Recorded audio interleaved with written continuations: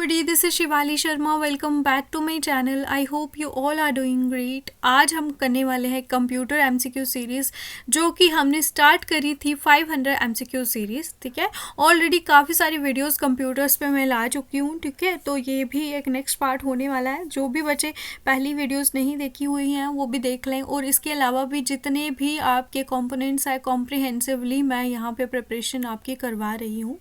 आप सबके लिए इम्पॉर्टेंट अपडेट है कि मैं जो है एक मैराथन क्लास लेके आ रही हूँ 200 MCQs on code related awareness. ठीक है, लेकिन उसके पहले आप सभी को जो भी बच्चे वीडियोस देखते हो चैनल को सब्सक्राइब ज़रूर करें. ठीक है, तो फिर मैं आपके लिए वो वीडियो ज़रूर लेके आऊँगी जो कि आपके लिए काफ़ी ज़्यादा इम्पॉर्टेंट होने वाली है. बाकी बात करें हम जूनियर असिस्टेंट के लिए, तो मैंने मॉक टेस्ट सीरीज़ लाई है जिसके लिए आपके लिए एक स्पेशल ऑफ़र है कि अगर आप मॉक टेस्ट लेना चाहते हो तो लिमिटेड ऑफ़र है. मैं 5 बजे से रात के 12 बजे तक, यानी कि अभी से ये वीडियो लाइव है, रात के 12 बजे तक ये ऑफ़र आपको जस्ट 51 रुपीज़ में मॉक टेस्ट मिलने वाले हैं जिसमें आपके टोटल 18 मॉक्स होंगे. ठीक है, 12 आपको इंस्टेंट मिल जाएंगे, बाकी के 6 आपको शिफ्ट वाइज मिलेंगे. ठीक है, डेली का एक या फिर नेक्स्ट डे आपको मिलने वाला है. जब तक आपका एग्ज़ाम होगा तब तक ये 6 और आपको प्रोवाइड कर दिए जाएंगे. ठीक है, तो ये आपके लिए एक इम्पॉर्टेंट अपडेट थी. तो आप लोग चाहें टेलीग्राम पे जाके स्क्रीनशॉट पे जो है QR कोड करके स्क्रीनशॉट पे कर सकते हो, फिर आपको मैं प्रोवाइड कर दूंगी. तो चलिए स्टार्ट करें हमारा पहला question. In 1991, India's first indigenous supercomputer named Dash was developed by Vijay Bhatkar. India का पहला जो सुपर कंप्यूटर है इंडिजीनियसली बिल्ट है, इसका नाम जो है ये क्या था, जल्दी से बताइएगा.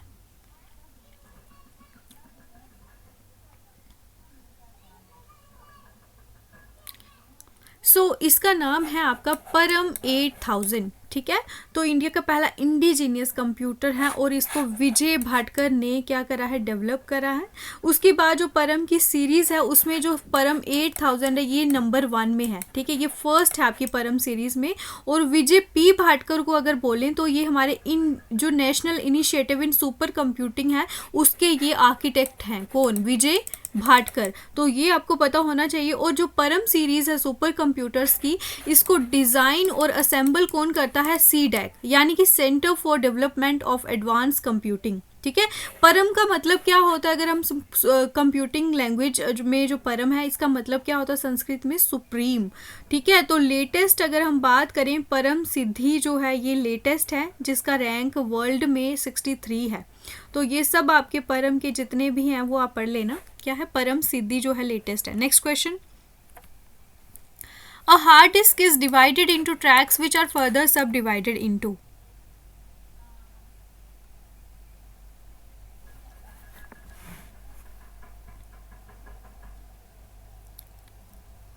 इसका ऑप्शन नंबर बी होगा करेक्ट आंसर. ठीक है, सेक्टर्स में आपका जो ट्रैक्स हैं वो फर्दर सब डिवाइड हो जाते हैं. तो बात करें हम जो सेक्टर की, तो ये आपका स्मॉलेस्ट मेमोरी यूनिट होता है. क्या होता है? Smallest memory unit. और सेक्टर्स आपके जितने भी ट्रैक्स को स्प्लिट करने के लिए होते हैं. सेक्टर किस पे होता है? मैग्नेटिक डिस्क पे होता है या फिर ऑप्टिकल डिस्क पे होता है. तो ये आपको ध्यान रखना है. और हर एक जो सेक्टर होता है आपका हार्ड डिस्क ड्राइव का, क्या बोल रही हूँ मैं, हर एक सेक्टर जो हार्ड डिस्क ड्राइव का या फिर CD रोम का या DVD रोम का, तो इसमें एक यूज़र एक्सेसिबल डेटा एक स्पेसिफाइड अमाउंट में रहता है. ठीक है, जैसे कि 512 बाइट्स आपका होता है. हाई HDD के लिए आपका कितना होता है? 512 बाइट्स. ठीक है, और आपका 2048 बाइट्स जो होता है ये आपका CD roams and DVD roams के लिए होता है. तो ये आपको कुछ याद चीज़ें रखनी है. 1 terabyte per second is equals to dash bytes per second, BYTES. ठीक है,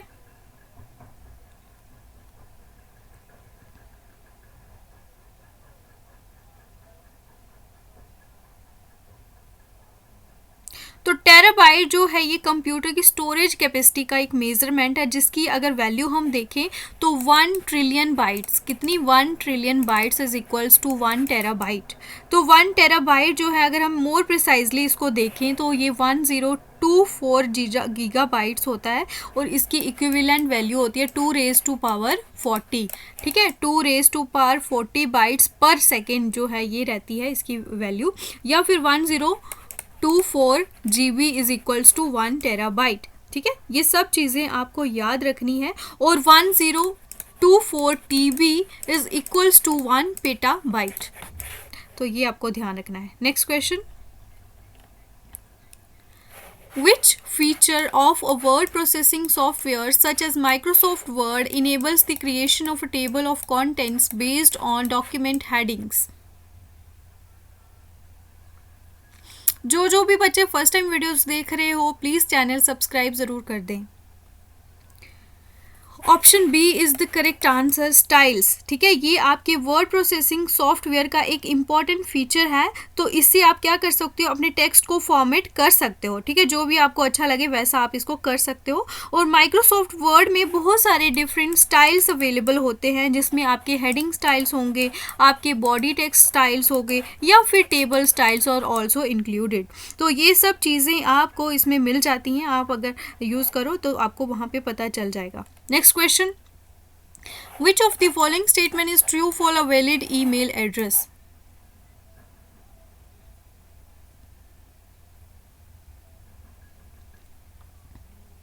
So बात करें हम email addresses are not unique, यहाँ पे क्या बोल रहे हैं, नो यहाँ पे ट्रू आपको बतानी है। तो क्या वो यूनिक नहीं होते हैं? गलत है, क्योंकि वो हर एक ईमेल एड्रेस यूनिक होता है, तभी आप उसे आइडेंटिफाई कर सकते हो। ठीक है, और स्पेसेस यहाँ पे लिखा है अलाउड होती हैं between the characters in email address, बिल्कुल भी नहीं स्पेस होती है, या फिर ऑल ऑफ द, ये तीनों के तीनों statements are incorrect. Option A is the right answer, email addresses are not से केस सेंसिटिव।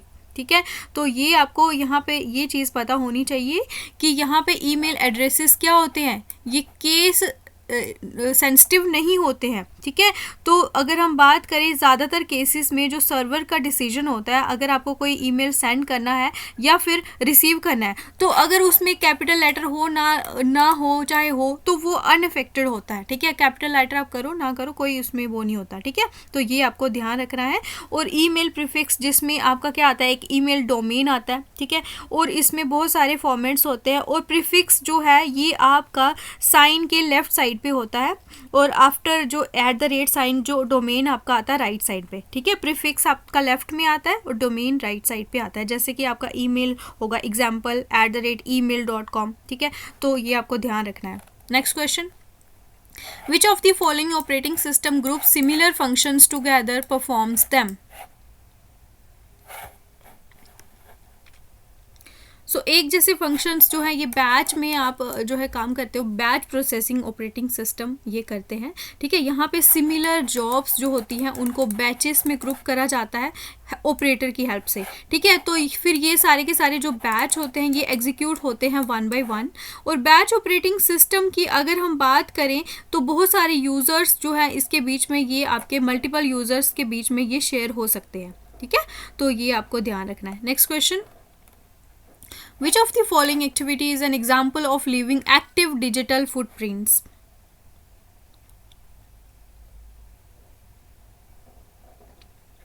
आप अगर कोई डिजिटल फुटप्रिंट्स छोड़ रहे हो, यानी कि इंटरनेट सर्फ कर रहे हो नहीं, विजिटिंग वेबसाइट बिल्कुल भी नहीं, इसमें आप तो सिर्फ सर्फ कर रहे हो, विजिट कर रहे हो, लेकिन अगर आप किसी को ईमेल सेंड कर रहे हो तो ये होता है आप अपना डिजिटल फुटप्रिंट छोड़ रहे हो। तो डिजिटल फुटप्रिंट में क्या होता है कि आप जब भी इंटरनेट को यूज़ करते हो, आप अपने पीछे क्या छोड़ रहे हो वो सब आप डिजिटल फुटप्रिंट से ट्रेस कर सकते हो। ठीक है, जैसे कि आपने मान लो कोई पोस्ट शेयर करी है, ठीक है, या फिर आपने ईमेल भेजा है, ठीक है, इवन आप फोटोज़ को अपलोड करते हो, ये भी आपके डिजिटल फुटप्रिंट्स में इंक्लूड होते हैं, ठीक है। और ये आपके डिजिटल फुटप्रिंट्स क्या होते हैं, ये परमानेंट होते हैं, ठीक है। तो इसी वजह से आपको इम्पॉर्टेंट है ये याद रखना कि जो भी आप ऑनलाइन शेयर करते हो वो किस तरह से आपकी रेपुटेशन को अफेक्ट करता है, ठीक है। और अगर आपका पॉजिटिव डिजिटल फुटप्रिंट होगा तो आपकी जो ऑनलाइन रेपुटेशन होगी उसको प्रोटेक्ट करने के लिए एक पॉजिटिव होगा, ठीक है। और आपका प्रेजेंस भी ऑनलाइन एक पॉजिटिव प्रेजेंस पड़ेगा, ठीक है। तो ये आपको ध्यान रखना है। एक होता है पैसिव डिजिटल फुटप्रिंट, एक होता है आपका एक्टिव डिजिटल फुटप्रिंट, ठीक है। तो पैसिव में आपको पता ही है कि आप जो है पॉजिटिव प्रेजेंस ऑनलाइन जो है ये मेंटेन करते हो, ठीक है। और इससे आपको ये चीज़ें सारी की सारी पता होनी चाहिए, ज़्यादा हो जाएगा deep. In artificial intelligence AI, which agent deals with happy and unhappy states? AI में कौन सा एजेंट यहाँ पे artificial happy and unhappy state जो है ये रिफ्लेक्ट करता है, डील करता है?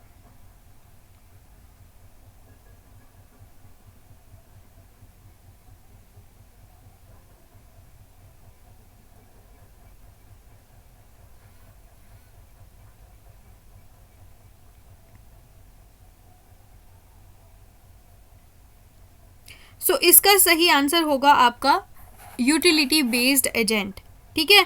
तो ये आपके जितने भी एक्शंस होते हैं आपकी यूटिलिटीज़ के बेस्ड पे ये क्या करते हैं, चूज़ करते हैं यूटिलिटी बेस्ड एजेंट्स, ठीक है। और ये आपके मैक्सिमाइज करते हैं, जो भी आपकी एक्सपेक्टेड यूटिलिटी होती है उसको मैक्सिमाइज करते हैं। जैसे कि ये क्या होता है कि आपकी एजेंट की हैप्पीनेस तभी होंगी जब आप उसको मैक्सिमम काम करके दोगे उनके यूटिलिटी के अकॉर्डिंगली, उनकी एक्सपेक्टेशन के अकॉर्डिंगली, ठीक है। तो ये उससे फिर वो हैप्पी हो जाएंगे। Next question.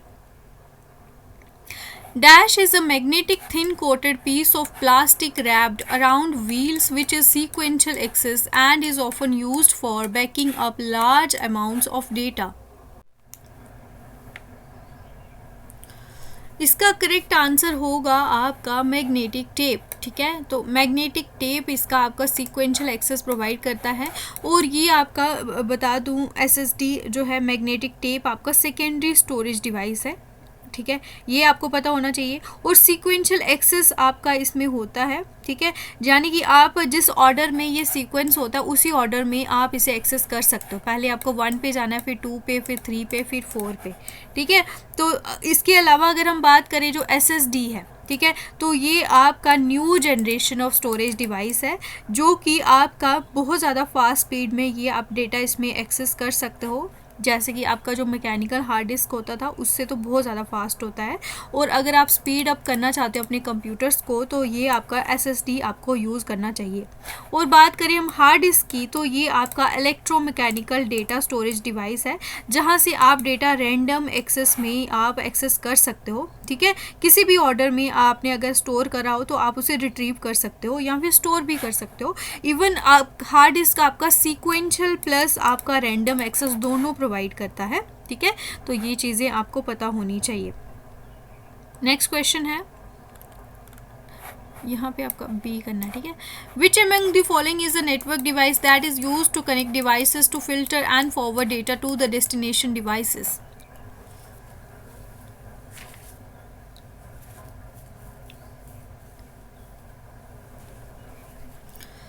इसका करेक्ट आंसर होगा आपका स्विच, ठीक है। स्विच आपका डेटा फिल्टर करने के लिए और फॉरवर्ड करने के लिए यूज़ होता है जो भी नेटवर्क पे आप कनेक्टेड हो, ठीक है।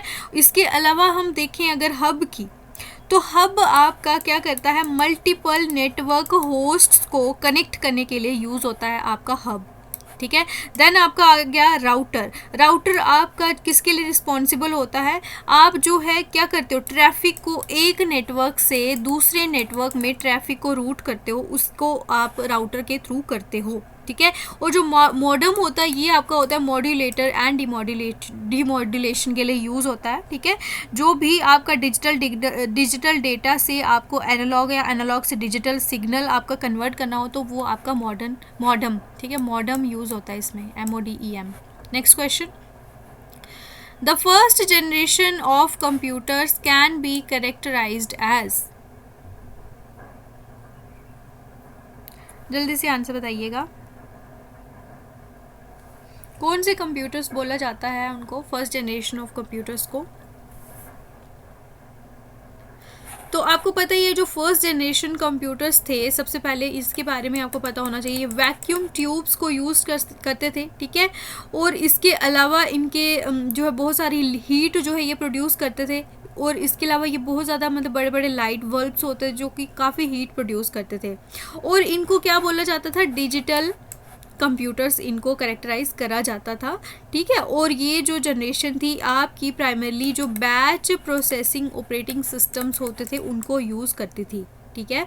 और अब बात करें हम पंच कार्ड की, पंच टेप की और मैग्नेटिक टेप्स की, ये सब आपके input and output devices first generation में यूज़ होते थे।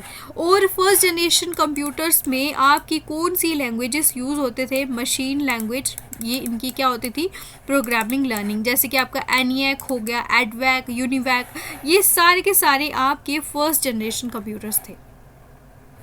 To move to the cell in a table press the dash की।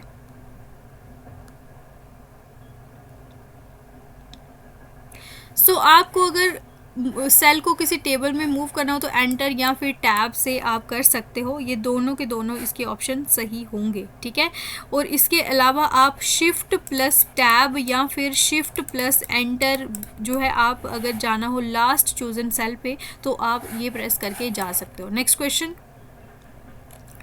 which of the following keyboard shortcuts can be used in MS PowerPoint 365 to open the transition tab and add transitions between slides?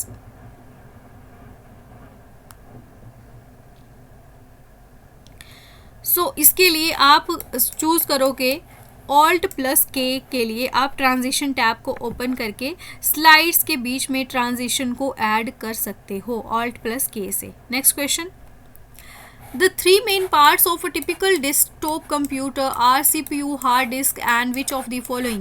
Typical जो desktop computer होता है तो इस पे आपके तीन main parts कौन से होते हैं, जल्दी से आंसर बताइएगा। सबसे इम्पॉर्टेंट अगर मैं बताऊं, इम्पॉर्टेंट पार्ट जो होता है डेस्कटॉप कंप्यूटर्स का, तो वो क्या होता है, आपका मेन मेमोरी, ठीक है। इसको आप और क्या बोलते हो, रैम भी बोलते हो। और ये आपका डेटा और प्रोग्राम्स जो कि करंटली कंप्यूटर्स यूज़ कर रहा होता है उसको स्टोर करने के लिए आपके यूज़ होते हैं, ठीक है।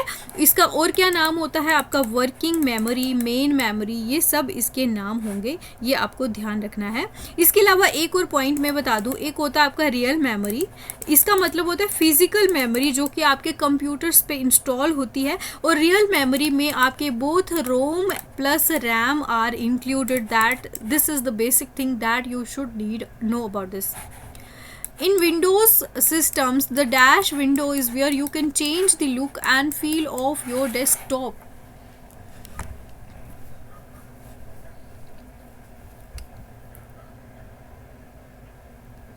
सो पर्सनलाइज में जाके आप जो है पर्सनलाइज विंडो में आप इसकी पूरी लुक को चेंज कर सकते हो अपने अकॉर्डिंगली, जैसा आप चाहो, ठीक है। तो अगर आपको पर्सनलाइजेशन सेटिंग में जाना होगा तो आपको राइट क्लिक करना है कहीं पे भी डेस्कटॉप पे, और फिर आपको मेन्यू आएगा, वहाँ से आपको पर्सनलाइज को सिलेक्ट कर देना है। तो यहाँ पे आप जो है कुछ फीचर्स होंगे, जैसे वॉलपेपर सेट कर सकते हो, लॉक स्क्रीन, बैकग्राउंड, ये सब आपको वहाँ दिख जाता है। पेंट विंडोज़ भी आएंगी, कोई भी कलर, आप किसी भी कलर के साथ विंडोज़ को पेंट कर सकते हो, तो ये सब आपको याद रखना है। Languages which can easily interact with the hardware are known as.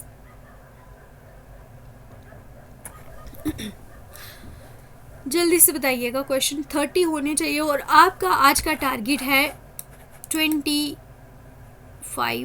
Plus. क्या है ये टारगेट, आपका आज का कट ऑफ टारगेट है। अगर आपका पास नहीं हो रहा है आज, तो कल आपका पूरा दिन आपने कंप्यूटर पढ़ना है, ये आपको मेरी तरफ से एक टारगेट दिया जाता है, ठीक है। क्योंकि आपको पता है 12 तारीख को आपका फुल मॉक होने वाला है, सो वो सभी बच्चे अटेम्प्ट करेंगे।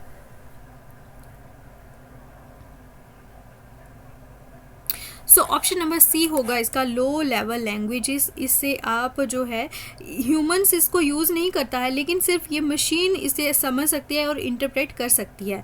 तो जो लो लेवल लैंग्वेजेस में आपके 0 और 1 की जो वैल्यूज़ होती है ना, ये आपकी यूज़ होती है, तो ये आपको ध्यान रखना है।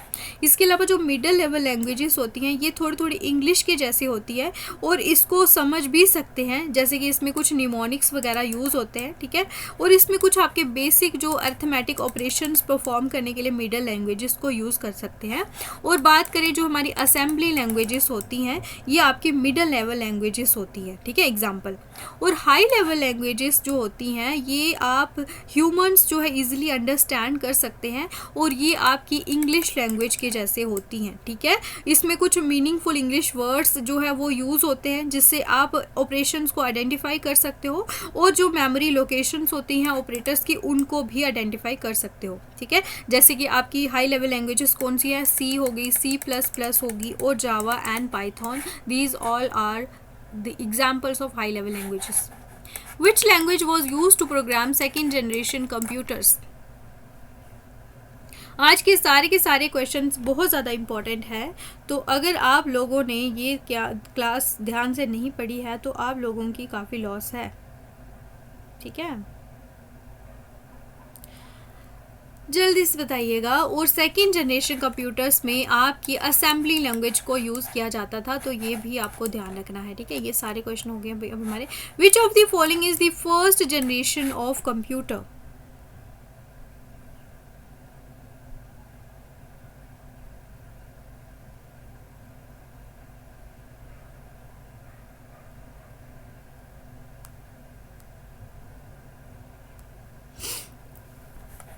तो फर्स्ट जनरेशन कंप्यूटर में आपका एडसेक यूज होता था। Next, ICs is made of, IC किसके साथ मिलके बनी होंगी?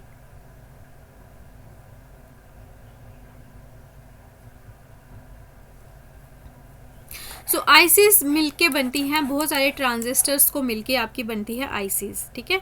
Next question, which type of computers are client computers most of the time in a client server system?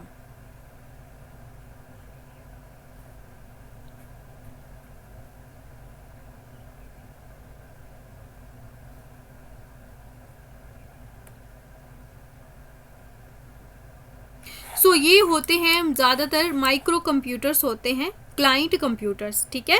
तो माइक्रो कंप्यूटर्स जैसे कि आपके डेस्कटॉप होते हैं, पीसीज होते हैं, लैपटॉप्स होते हैं, ये कॉमनली यूज्ड कंप्यूटर्स होते हैं जो कि लोग यूज़ करते हैं। जैसे कि आपको सर्वर से कुछ एक्सेस करना हो तो आप माइक्रो कंप्यूटर्स का यूज़ कर सकते हो, ठीक है।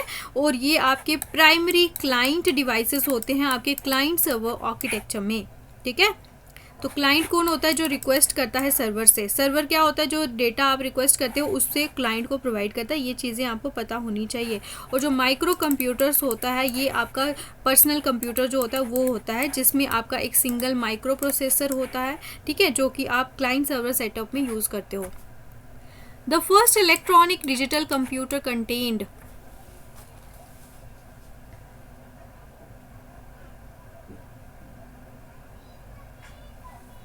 तो पहले जो आपके इलेक्ट्रॉनिक डिजिटल कंप्यूटर्स थे इसमें आपके क्या क्या चीज़ें थी?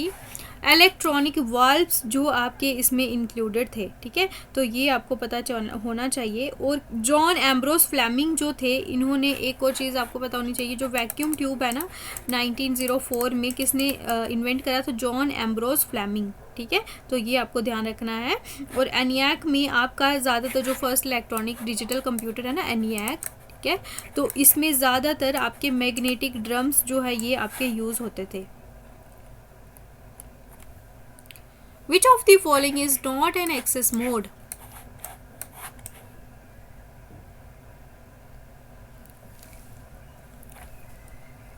आपको बताऊं रैंडम भी एक्सेस, रैंडम एक्सेस कर सकते हो आप। सीक्वेंशियल यानी कि जिस ऑर्डर में है उसी ऑर्डर में डायरेक्ट भी आप जंप करके कर सकते हो एक्सेस। तो ये सब एक्सेस मोड है। लेकिन कॉन्टिन्यूस एक्सेस जो है ये आपका कोई भी रिकॉग्नाइज एक्सेस मोड नहीं है, ठीक है। तो एक्सेस मोड से क्या करते हो आप? कोई भी फाइल जाके एक्सेस करना हो, ठीक है, आप किस तरह से, जैसे कि आप कोई भी फाइल अपने कंप्यूटर से सिलेक्ट करो तो वो क्या होता है आपका रैंडम। लेकिन जो लीनियर ऑर्डर होता है ना वो होता है आपका सीक्वेंशियल। सीक्वेंशियल क्या होता है? लीनियर ऑर्डर होता है। तो ये आपको ध्यान रखना है। और जो डायरेक्ट एक्सेस होता है ना ये भी आपका जो है ये सिमिलर होता है रैंडम एक्सेस से, ठीक है। आप अपनी पोजीशन के अकॉर्डिंगली डेटा एक्सेस कर सकते हो। Which of the following is not true about RAM?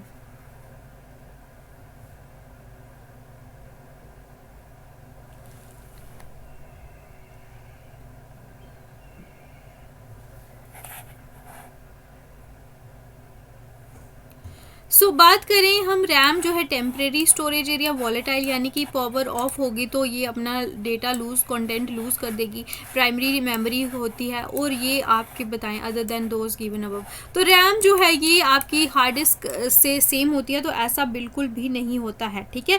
क्योंकि जो रैम होती है ये टेम्परेरीली स्टोरेज के लिए होती है और हार्ड डिस्क जो होती है ये आपकी परमानेंट स्टोरेज के लिए होती है। तो ये चीज़ें आपको पता होनी चाहिए। Next question, virtual memory allocates hard disk space to supplement the immediate functional memory capacity of।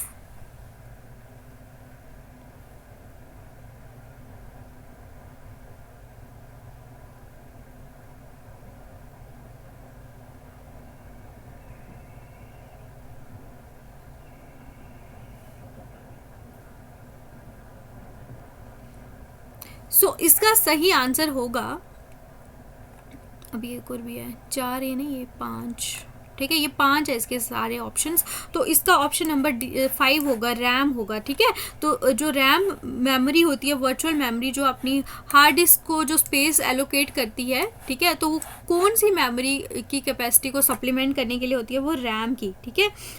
तो ये आपको ध्यान रखना चाहिए, यानी कि जब भी आपकी कंप्यूटर की जो मेमोरी यानी कि रैम फुल होगी ना, तो वर्चुअल मेमोरी में आप जो है वो जो डेटा होता है उसको स्टोर कर सकते हो, ठीक है, जब भी आपका ऑपरेटिंग सिस्टम कोई भी एक्टिविटी कर रहा होता है। Dynamic RAM consumes dash power and dash then the static RAM.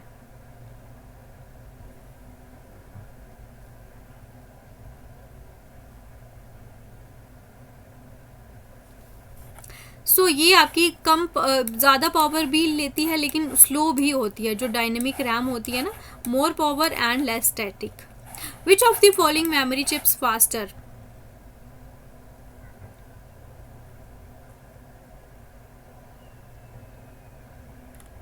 Option number C यानी कि स्टैटिक रैम जो है ये फास्टर होती है। Next question, the most frequent used instructions of a computer are likely to be fetched from.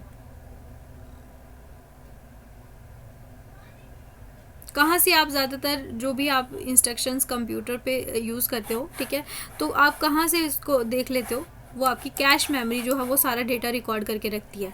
Which of the following is the high speed memory which compensates the gap in speeds of processor and main memory? ये भी आपकी cache memory होती है, ये बहुत ज़्यादा high speed memory होती है। Next question, dash the ability of a device to jump directly to the requested data.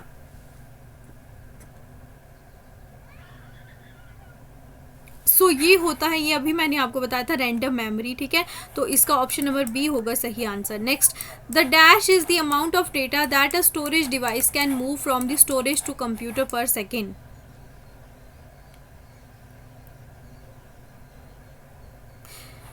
Option number C होगा इसका सही आंसर। इसका मतलब होता है डेटा ट्रांसफ़र रेट। तो ये होते हैं हमारे 30 क्वेश्चंस कंप्लीट। आप लोगों का स्कोर क्या रहा, do mention in the comment section below so that I will check your scores. And अगर आप लोग अच्छे से तैयारी कर रहे हो तो और मेहनत थोड़ी दिन कर लें, क्योंकि एग्ज़ाम आपका कभी भी आ सकता है। और लास्ट इंपॉर्टेंट अपडेट मैंने आपको बताया, आज रात 12 बजे तक आप अगर ये PDFs लेते हो तो आपको जस्ट एंड जस्ट 51 रुपीज़ में मैं प्रोवाइड करूंगी। टोटल 18 फुल मॉक टेस्ट होंगे। तो ये ऑफ़र आपका लिमिटेड टाइम के लिए है, सिर्फ आज मैं ये प्रोवाइड करूंगी। कल से इसकी प्राइस 99 होने वाली है, ठीक है।